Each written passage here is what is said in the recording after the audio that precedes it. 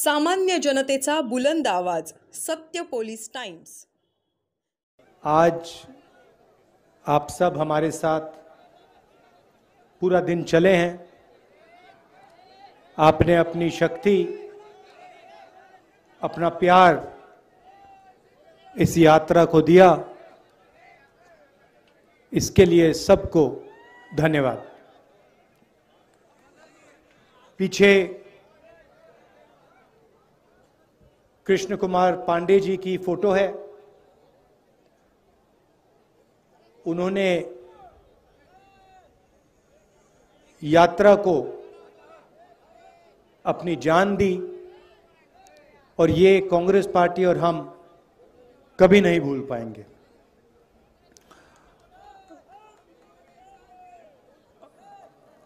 हमने सोचा था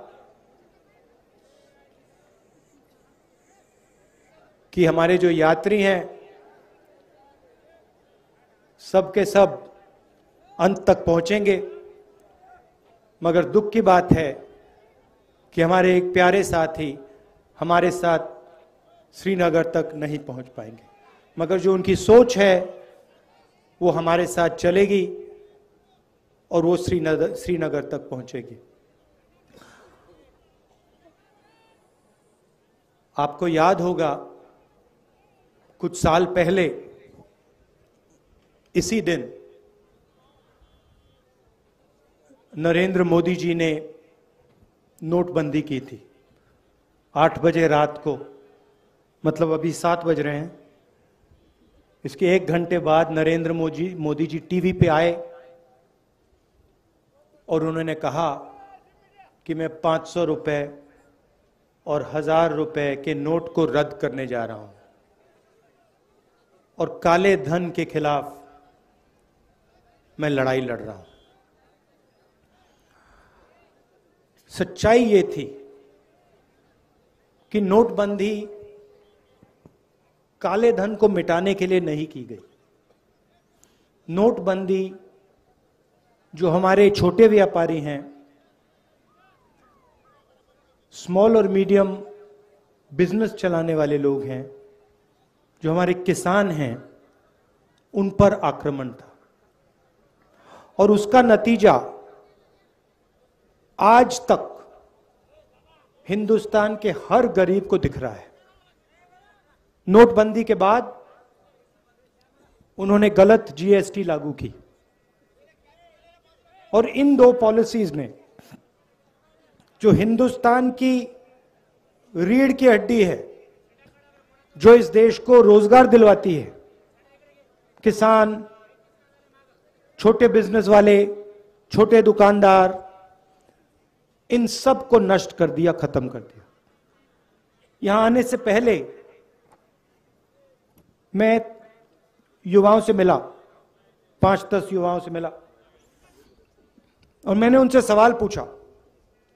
वो एग्जाम के बारे में आए थे, डेलीगेशन आया था,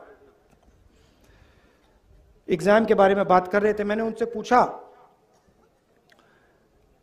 कि आपको क्या लगता है आज के हिंदुस्तान में, आपने पढ़ाई कर ली, यूनिवर्सिटी, कॉलेज, स्कूल सब कुछ कर लिया, माता पिता ने आपकी शिक्षा में लाखों रुपए लगा दिए, आपको क्या लगता है आपको रोजगार मिलेगा? चुप हो गए, क्योंकि आज हिंदुस्तान की सच्चाई है। हमारे देश में आज युवा पढ़ सकता है, स्कूल जा सकता है, कॉलेज जा सकता है, मगर रोजगार उसे नहीं मिल सकता। स्टूडेंट्स इंजीनियरिंग पढ़ते हैं, सालों लगा देते हैं और फिर उसके बाद इंजीनियर नहीं बनते, मजदूरी करते। कोई मजदूरी करता है, कोई उबर की गाड़ी चलाता है, कोई ड्राइवर बनता है। ये हिंदुस्तान की सच्चाई है, महाराष्ट्र की सच्चाई है। और जो आपका शिक्षा का सिस्टम है,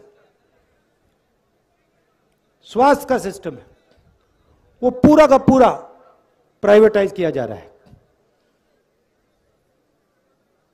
2-3 लोग हैं,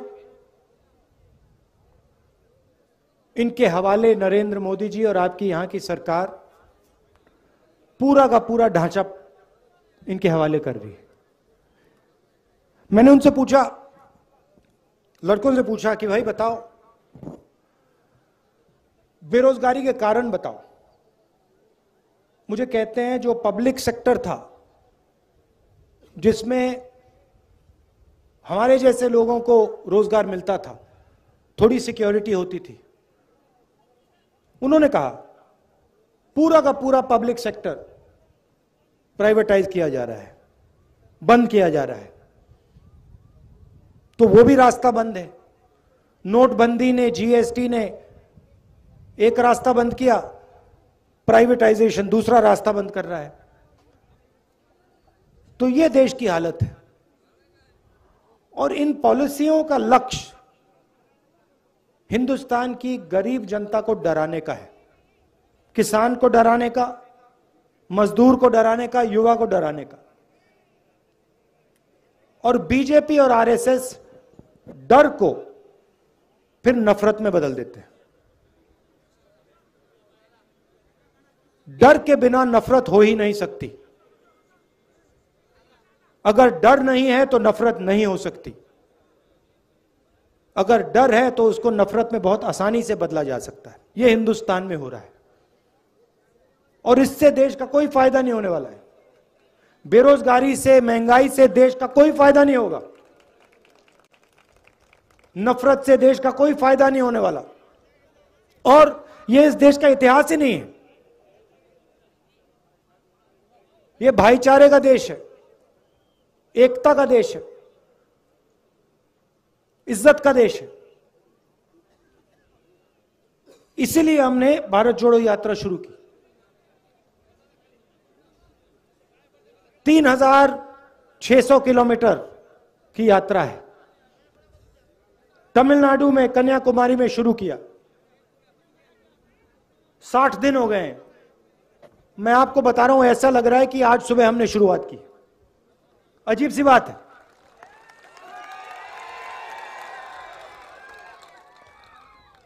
हमारे यात्री, उनसे आप पूछो, किसी को समझ नहीं आ रही बात। 25-25 किलोमीटर हर रोज चलते हैं, 60 दिन से चल रहे हैं। अभी मैं भाषण दे रहा हूं, ऐसा लग रहा है कि 15 मिनट पहले मैंने शुरू किया है। ये हो क्या रहा है? आमतौर से आदमी सुबह उठता है, थकान नहीं होती, दिन भर काम करता है, शाम को थकान होती है ना? यहां अजीब सी बात है। यहां हम सुबह उठते हैं, थकान नहीं होती, 25 किलोमीटर चलते हैं, 25 किलोमीटर चलने के बाद थकान नहीं होती। मैंने सोचा ये हो क्या रहा है? जवाब बताऊं आपको। हम अपनी शक्ति का प्रयोग नहीं कर रहे। राहुल गांधी अपनी शक्ति का प्रयोग नहीं कर रहा। ये जो यात्री हैं, ये अपनी शक्ति का प्रयोग नहीं कर रहे हैं। हम सब आपकी शक्ति का प्रयोग कर रहे हैं। आप हमें पीछे से धकेल रहे हो। आपका प्यार हमें पीछे से धकेल रहा है। और ये आपका जो प्यार है, ये हमें श्रीनगर तक पहुंचाएगा। और वहां देखना, वहां मेरा भाषण देख लेना। वहां भी मैं यही कहूंगा कि मुझे समझ नहीं आया, 130-140 दिन हो गए, रोज 7-8 घंटे चले हैं, 25-30 किलोमीटर चलने में, मगर थकान नहीं आ रही। क्योंकि आपकी आवाज है, आपका प्रेम है, और हम आपकी आवाज सुनने आए हैं। मैं यहां लंबा भाषण नहीं देना चाहता हूं। राजनेता आते हैं, 2 घंटे का भाषण करते हैं, कोई जरूरत नहीं है। हम यहां आए हैं 7 घंटे चलें, सुबह से शाम हम आपसे बात कर रहे हैं, किसानों से, युवाओं से।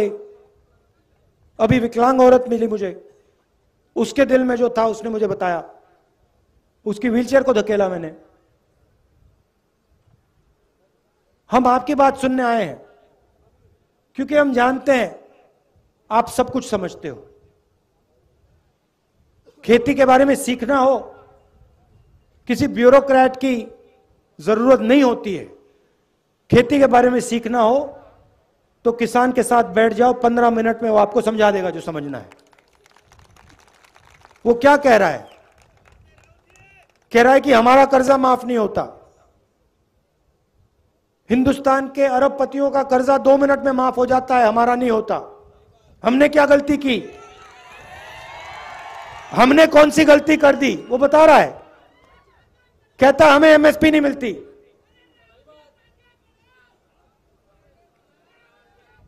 वो कह रहा है, आज मुझे बताया, एक किसान मिला, 20 मिनट मुझे उसने समझाया, जो नरेंद्र मोदी जी की ये जो बीमा योजना है इसके बारे में बताया। कहता है कि हम पैसा डालते हैं, सरकार पैसा डालती है और सीधा का सीधा पैसा हिंदुस्तान के 2-3 सबसे बड़े अरबपतियों के जेब में जाता है। हमारा खेत बर्बाद होता है, आंधी आती है, तूफान आता है, हमारा खेत बर्बाद हो जाता है, तो ना हमें इंश्योरेंस कंपनी का फोन नंबर मिलता है, ना ऑफिस मिलता है, ना पैसा मिलता है। तो अगर किसानों से बात की 15 मिनट में, 20 मिनट में, वो समझा देंगे क्या हो रहा है। छोटे दुकानदार से बात करो, वो बता देगा नरेंद्र मोदी जी ने काले धन के खिलाफ लड़ाई लड़ी या छोटे बिजनेस वालों की हत्या कर दी, खत्म कर दिया, वो बता देगा 2 मिनट में। युवाओं से पूछो, वो कहेगा, युवा कहेगा कि भैया मुझे रोजगार नहीं मिल सकता, कुछ भी हो जाए, मैं जानता हूं मैं इंजीनियर नहीं बन सकता। यह देश की सच्चाई है और इसको बदलना है।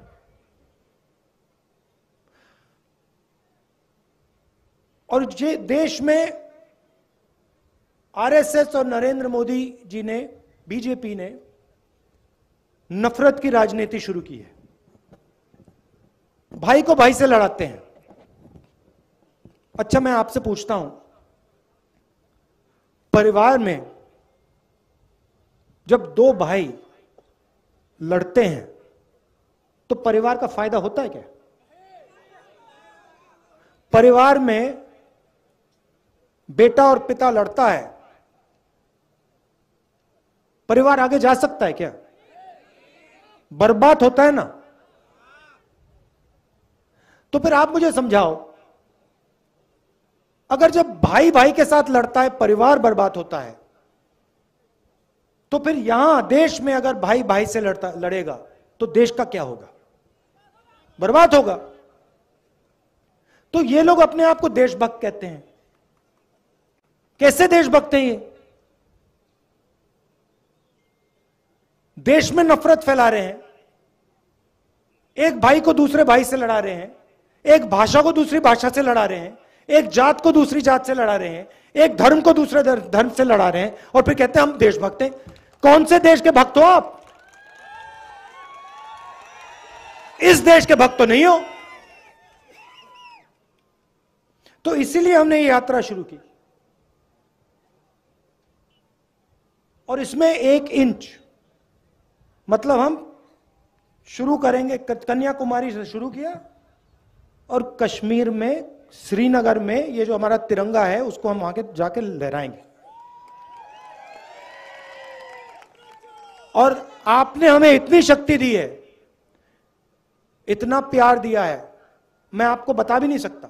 मैं यहां 3-4 घंटे बैठ जाऊं तब भी मैं आपको समझा नहीं सकता कि आपने मुझे कितना दिया है, कितना प्यार दिया है, कितनी शक्ति दी है। इसलिए मैं दिल से आपको धन्यवाद करना चाहता हूं, दिल से धन्यवाद करना चाहता हूं। और एक बार फिर आज दुख का दिन है। पांडे जी झंडा लिए चल रहे थे, झंडा लिए चल रहे थे, आखिरी सेकंड तक झंडा लिए चल रहे थे और फिर शहीद हुए। तो ये मीटिंग उनके याद में है। उनके परिवार को, हम सब का, पूरी कांग्रेस पार्टी का, हर कार्यकर्ता का, हर नेता का प्यार, और उनको मालूम होना चाहिए कि ये पूरी पार्टी, इस पार्टी का हर एक कार्यकर्ता, इस पार्टी का हर एक नेता आपके साथ है। आपको घबराने की कोई जरूरत नहीं। धन्यवाद। जय हिंद। नमस्कार। सामान्य जनतेचा बुलंद आवाज, सत्य पोलीस टाइम्स।